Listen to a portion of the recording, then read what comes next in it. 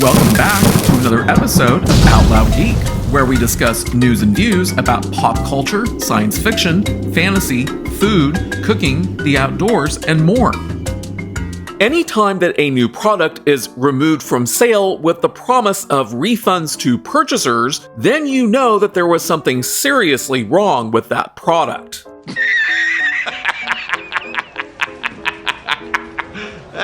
But what it demonstrates is just how completely out of touch and irrational the management was with regard to consumers as it authorized and subsequently pushed to create a product that required 8 years to develop at a cost that's estimated to be around $200 million or possibly even more.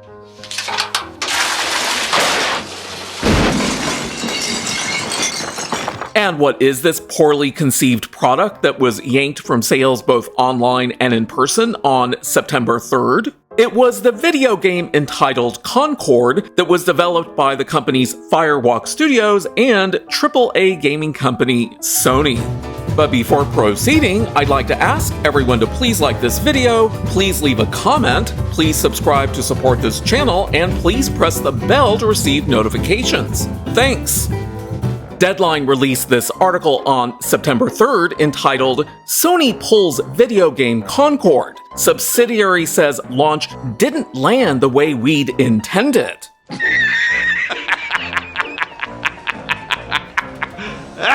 And the article begins as follows. Sony has decided to pull video game Concord not even 2 weeks into its release. The multiplayer first-person shooter failed to gain traction after making its debut on August 23rd on PlayStation 5 and PCs. Ryan Ellis, game director at Firewalk Studios, which was acquired by Sony Interactive in 2023, confirmed the decision Tuesday, September 3rd in a blog post. Ellis wrote, "While many qualities of the experience resonated with players, we also recognize that other aspects of the game and our initial launch didn't land the way we'd intended," unquote.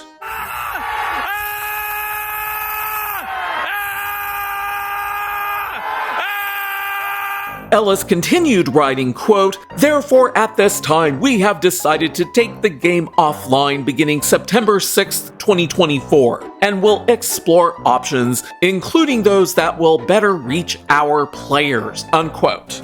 Had Firewalk Studios and Sony actually taken gamer interests and desires into account from the beginning, they wouldn't have wasted $200 million to develop a video game that no one wants to play. When game developers stood out in a San Francisco public park back in March, screaming their heads off regarding the state of their industry, as I had said in a video that I had released at the time, what they should have been doing was something more constructive with their time in order to solve their industry's problems, rather than engaging in unrealistic wishful thinking, pushing ideological messaging, or screaming their heads off in a public park. Because guess what? What they have been doing hasn't worked, has it?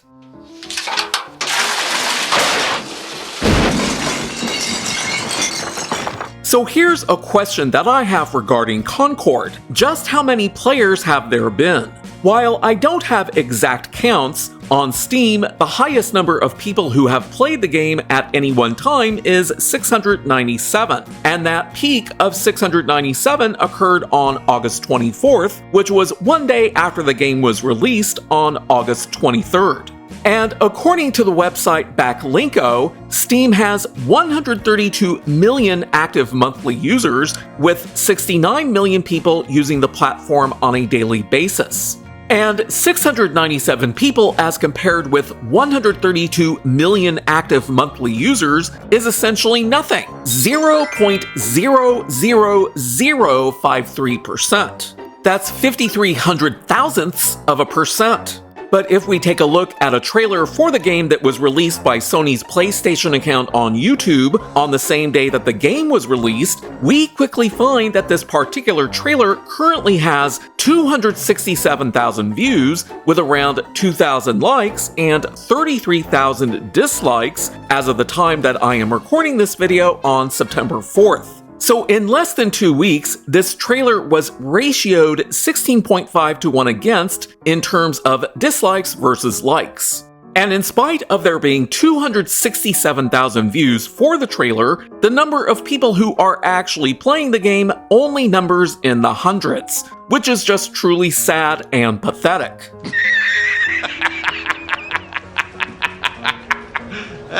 So why has Concord failed so spectacularly? Senior contributing editor Paul Tassi of Forbes published an article on August 25th entitled "The 10 Reasons PlayStation's Concord Has Failed Disastrously," which was only 2 days after the game launched. The article reads, "There is flopping and then there is flopping. And the release of PlayStation's Concord, which has failed to break 700 concurrent players on Steam, with maybe just a few thousand on PlayStation, is one of the worst major failures we've seen in the last generation or more. And absolutely everyone saw this coming.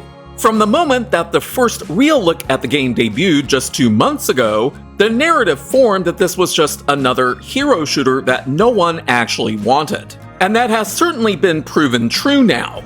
There are many reasons why Concord failed, with some reasons being more important than others, but it's an extremely long list. So let's begin. And I don't read all 10 of his reasons in this video. Number 1, it costs $40. This is easily the single biggest factor in why the game can't even break quadruple digits on Steam, because in a market where every hero shooter is free to play, Concord tried to push its luck with an upfront cost with the promise of a bunch of free stuff and few microtransactions thereafter. I'm going to give a very simple piece of business advice here to Sony. If you release a first-person shooter game in a market that isn't free to play, and all of its competitors are, unless you have done something so unique and brilliant in this particular game to make it genuinely stand out, no one is going to be interested in spending their money to play it. And his second point is very spot on. Number 2, hero shooter oversaturation. All you have to do is say the phrase hero shooter now, and it's an instant turnoff for most players. While yes, hero shooters like Overwatch, Apex Legends, and Valorant remain decently popular, new entries are almost instantly shunned, and that's exactly what happened to Concord from the moment that aspect of the game was revealed. And that begs the question as to whether Firewalk Studios or Sony, which purchased the company a year ago, ever bothered to do any market research to see whether there would actually be any consumer interest in purchasing a hero shooter game within a market that is predominantly free to play. This is one of the primary reasons why market research is done to avoid situations like the one that Firewalk Studios and Sony put themselves into. And that is a very strong indicator, in my own personal opinion, that both suffer from very poor management. Because the cost of doing market research is considerably less than spending 8 years and upwards of $200 million to produce a video game that no one wants. And the fact that they probably didn't do any market research before diving into this money pit shows that not only are both Firewalk Studios and Sony incompetent, they are also clearly completely out of touch with both the video game marketplace and gamers. But I totally love Tassi's third point. Number 3, it took 8 years to make. While that may signify that Firewalk Studios was working hard on the game for years, it's also clearly indicative of the fact that Concord went into production right when Overwatch launched, and for some reason took nearly a decade to release, and consequently by this point it feels dated, like something that might have come out a year after Overwatch, not 8. Absolutely no game should take this long to make. None. And if one does, something has gone terribly wrong. Let's be honest. Sure, it may take a few years to develop a video game, but taking 8 years to develop a game that looks like it was just an attempt to ride on the coattails of Overwatch, well, that train left the station years ago, and neither Firewalk Studios nor Sony could see that. Who the heck is managing these companies?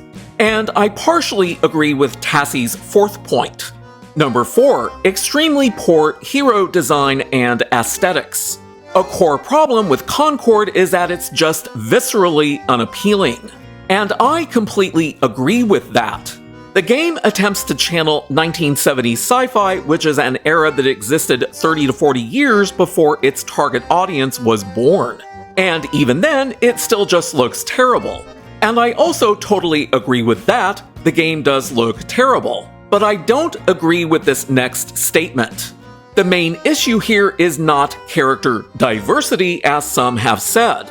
So he thinks that the game looks terrible, but not due to the game's obvious woke identity politics virtue signaling, which was clearly a driving force in the game's overall aesthetic and character designs. Thus, it's impossible to completely divorce the two, as Tassi attempts to do, which may be an attempt on his part to CYA. But the reality is that more and more consumers, not just gamers, are becoming completely tired and fed up with nonstop woke identity politics, virtue signaling, and messaging infecting every form of entertainment. Every movie or show that focuses solely on woke identity politics messaging has either been a colossal failure, like Leslie Headland's recent The Acolyte series on Disney+, as well as movies like 2023's The Marvels and this year's Madame Web and Furiosa: A Mad Max Saga, because people aren't interested in this crap and gamers are even less interested in seeing it than the public at large. The game's characters just look so bad. You can head over to Overwatch to see, let's say, not traditionally attractive characters like Junkrat, Roadhog, and a damn gorilla, and see how the aesthetic alone is the difference. So few of these designs are appealing, and without solid heroes, a hero shooter cannot exist. And I totally agree with his last point. Ugly characters don't sell, much like Ubisoft's Star Wars Outlaws game that hardly anyone is playing, and part of that is due to the deliberate uglification of the game's main female character. I then totally disagree with Tassi's fifth point, where he further attempts to downplay the consumer's rejection of woke identity politics in entertainment, and he then proceeds to attack those who are being vocal and honest about it.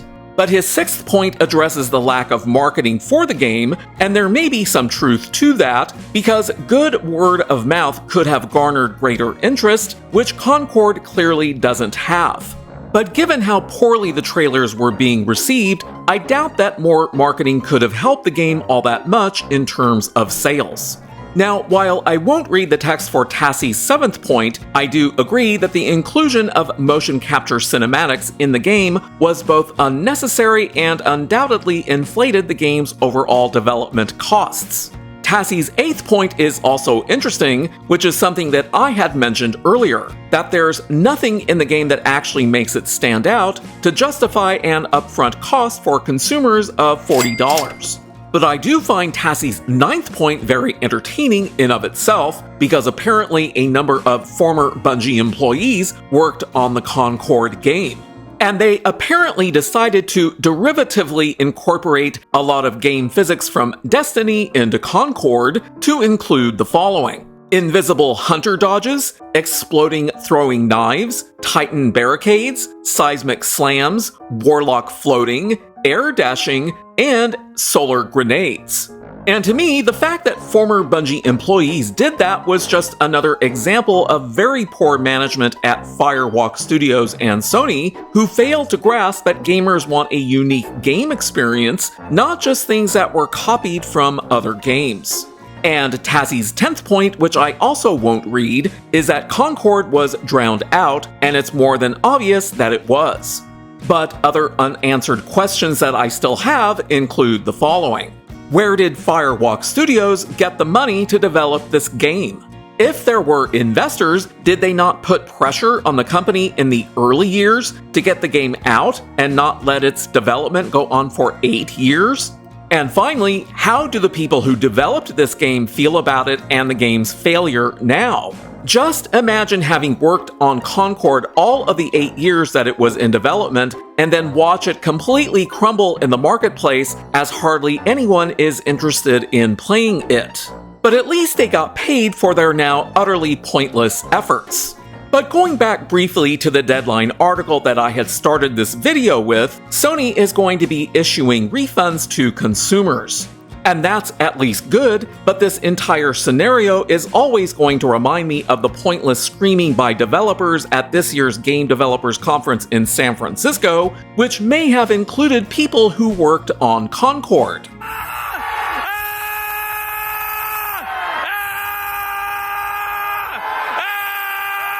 The absolute failure of the Concord video game, which clearly involved incredibly bad management at Firewalk Studios and Sony, is, in my own opinion, clearly emblematic of the current very poor state of affairs that the video game industry itself is in. Bye-bye, Concord. Thanks for watching today, and a huge thanks to everyone who has subscribed to our channel. We appreciate your support.